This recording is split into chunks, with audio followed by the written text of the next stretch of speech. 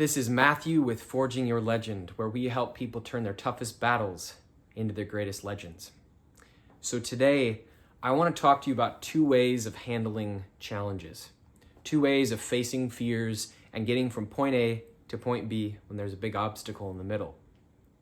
So the two ways that I see as the two best ways to approach it are either the way of water, the way of Kaizen, the way of incremental training, or the way of fire, which is just taking a leap essentially.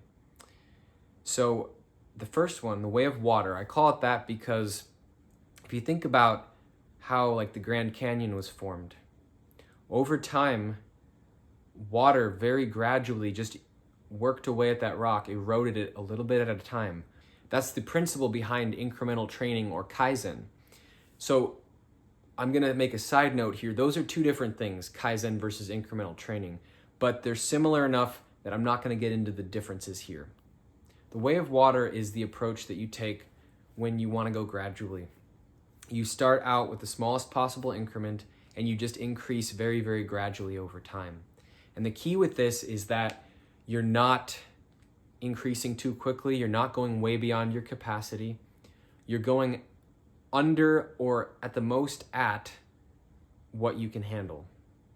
But the key to this is being really consistent. The key is to never go below that baseline you established for yourself and very gradually keep raising it. It's even okay if you need to leave it at the same spot for a while, as long as you don't let it go back down. That's when your brain will start to tell you that you failed and you can't do it. And the key to doing it slowly, the reason we do this is our limbic brains are trying to protect us. And so they're going to have resistance pathways.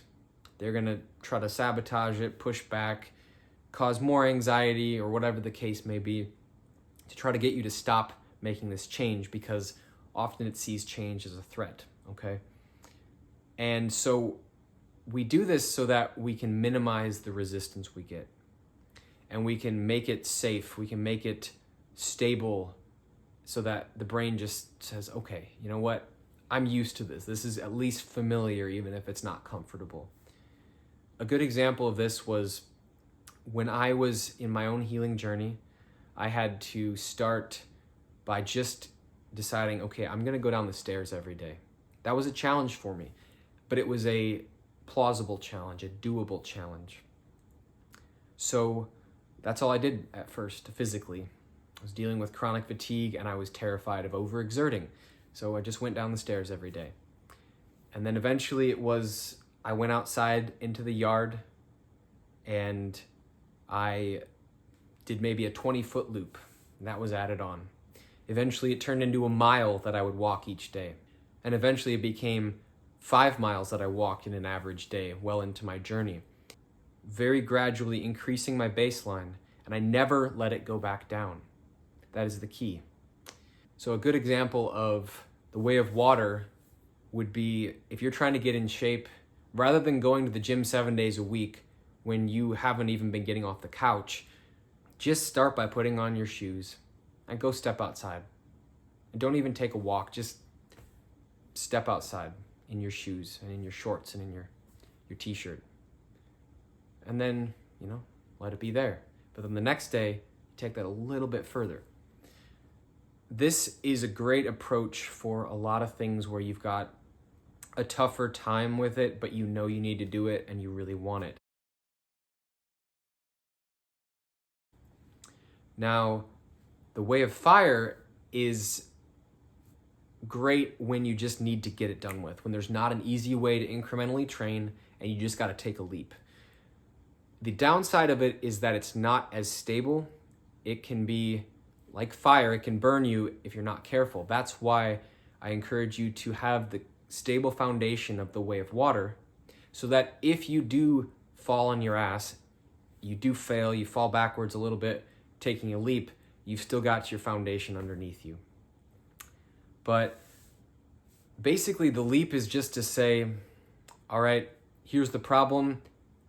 The solution seems beyond me, but I'm just going to jump. I'm going to go for it, and I'm going to assume the net's going to appear.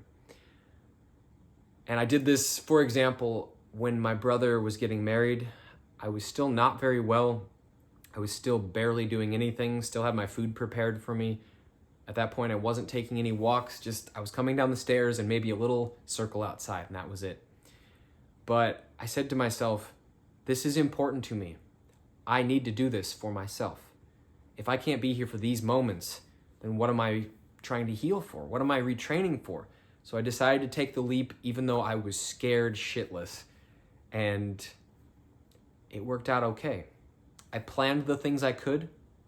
I asked for the support I needed, but ultimately I had to let go of what I couldn't control and just leap forward. And with that success, I was able to build on that. It gave me confidence and courage to do it again later. Now, you can take that second way and even dial it up another several notches. And this is where you could say, basically, if you're afraid of X, do 10 times that. This is not a smart strategy for everything. So you really have to use some discretion when you use each of these. But let's say something like there's a woman that you want to approach and you want to ask her on a date, but you're anxious about that. And there's a lot of mental preparation you can do for that, just like I did for the wedding. But ultimately, you can't partway ask her on a date. I mean, there's maybe ways you can incrementally retrain that, but it's not really conducive to that. It's better to just go for it, get it done with. So the regular way of fire would be just, all right, go ask her, get it done, make it happen. But you could also raise the stakes quite a bit. And instead of just approaching her, approach 10 or 20 different beautiful women with the intention of blessing them, not to get anything for yourself. If there's one woman you want to approach, that's fine. Focus on her, but with the other 9 or 19 women, just approach them and start a conversation. It's the idea that you're going after something that you're scared of, but instead of just doing the thing you're scared of, you're going to do something far beyond that. Because honestly, what's one person that you're approaching when you're going to do 20?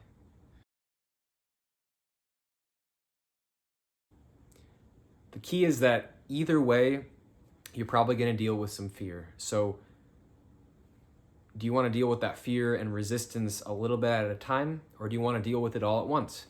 The answer is different for different people, and it's different for different circumstances, and that's okay. So I hope this was helpful for you. Let me know if there's anything I can help you with.